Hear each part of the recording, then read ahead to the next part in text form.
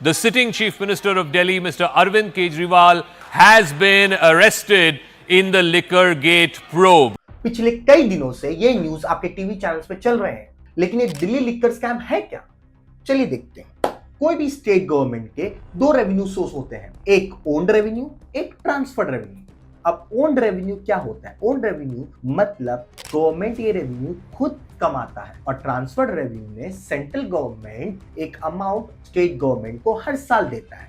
अब owned revenue के दो बड़े सबसे मेन सोर्स होते हैं जहां से पैसा सबसे ज्यादा आता है, जो है पेट्रोल डीजल एंड दूसरा है अल्कोहल्स। तो हम बात करते हैं अल्कोहल्स के बारे में। दिल्ली में 2021 के पहले 630 अल्कोहल शॉप्स थे, जिसमें से 60% ओन करता था गवर्नमेंट एंड 40% ओन करता था प्राइवेट। अब कोई भी अल्कोहल के बनाने से लेकर कंज्यूमर के पास पहुंचने तक के कुछ स्टेजेस होते हैं। पहला स्टेज मैन्युफैक्चरर, दूसरा स्टेज होलसेलर, तीसरा स्टेज रिटेलर एंड चौथा स्टेज वो पहुंचता है कंज्यूमर के पास। इसमें होलसेलर पे पूरा कंट्रोल होता था गवर्नमेंट का, और रिटेल पे सिर्फ 60% कंट्रोल होता था गवर्नमेंट। और ड्रिंकिंग एज भी हुआ करता था 25 साल, और कहीं भी शॉप पे चला जाओ तो आपको कोई भी डिस्काउंट नहीं मिलता था अल्कोहल पे, उल्टा ज्यादा रेट चार्ज किए करते थे। और कुछ ब्रांड पुशिंग भी होता था, मतलब कुछ ब्रांड्स को ज्यादा प्रमोट किया जाता था। इतने सब कारणों की वजह से कस्टमर कभी भी सेटिस्फाइड नहीं होता था और निराश रहता था, और दिल्ली से वो हरियाणा जाता था, वहां से खरीद के लाता, जिससे स्टेट गवर्नमेंट को सबसे ज्यादा नुकसान होने लग गया, क्योंकि रेवेन्यू कम आने लग गया अल्कोहल से। इस वजह से दिल्ली के सीएम अरविंद केजरीवाल ने एक कमेटी फॉर्म की, जिसमें 3 लोगों को रखा, मनीष सिसोदिया, सत्येंद्र जैन और कैलाश गहलोत।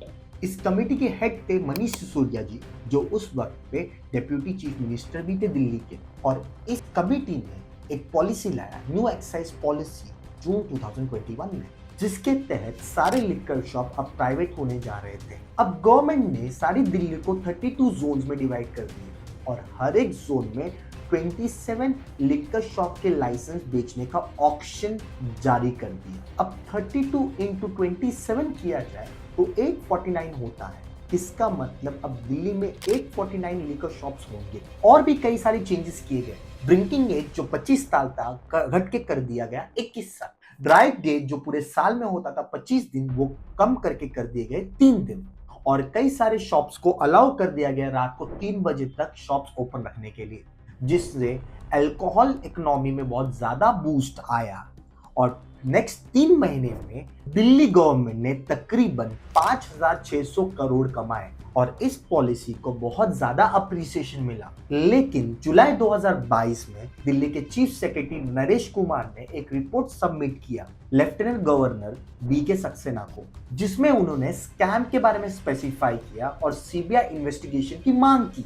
इस रिपोर्ट में बताया गया कि दिल्ली का अल्कोहल रेवेन्यू गिर रहा है, क्योंकि मनीष सिसोदिया जी ने 144 करोड़ उन्होंने वापस कर दिए थे कुछ लिकर लाइसेंस ओनर्स को कोविड का बहाना देकर। 30 करोड़ का डिपॉजिट भी वापस कर दिया था, और साथ ही साथ उन्होंने कुछ फॉरेन लिकर ब्रांड्स के भाव भी कम कर दिए थे, और साथ ही साथ उन्होंने कुछ पॉलिसी में चेंजेस भी लाए थे बिना एलजी और कैबिनेट के अप्रूवल के, ताकि कुछ कंपनीज को फायदा हो सके, और वो कंपनी बदले में उनको पंजाब इलेक्शन में फंडिंग कर रहे थे, ऐसा इस रिपोर्ट का कहना था। तो अब इस रिपोर्ट के बाद 31 जुलाई 2022 को दिल्ली गवर्नमेंट ने ये न्यू पॉलिसी वापस ले लिया और पुराना पॉलिसी वापस से इम्पोज कर दी।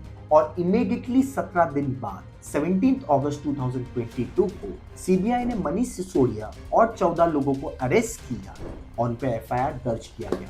और तुरंत 2 दिन बाद 19 अगस्त को उनके 20 जगहों पर रेड किए गए, जिसमें से कुछ भी नहीं मिला। अब यहाँ पे एंट्री होती है ईडी की, और सीबीआई और ईडी मिलकर सितंबर 2022 से लेके फरवरी 2023 तक कई लोगों को अरेस्ट करते हैं, जैसे उसमें से है विजय नायर और साउथ के कई नामचीन लोग भी, जिन्हें वो कहा गया है साउथ लॉबी के लोग।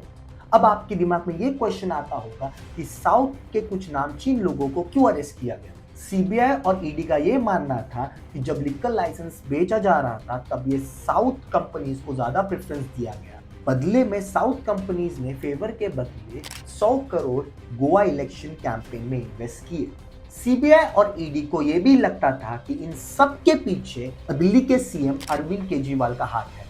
इसीलिए सीबीआई और ईडी ने उन्हें 9 समन्स भेजे, लेकिन अरविंद केजरीवाल ने इसे टोटली डिनाई कर दिया। बट सीबीआई और ईडी यहां रुकने वाली नहीं थी, तो 21 मार्च 2024 को दिल्ली के सीएम अरविंद केजरीवाल को अरेस्ट कर लिया गया for the case of money laundering in Delhi liquor scam. तो अब ये कोर्ट डिसाइड करेगा कि अरविंद जी गुनहगार हैं कि बेगुनाह। तो आज हम लोग वाइंड अप इधर ही करते हैं। आज के लिए बस इतना ही। Till then bye bye, take care and don't forget to subscribe our YouTube channel.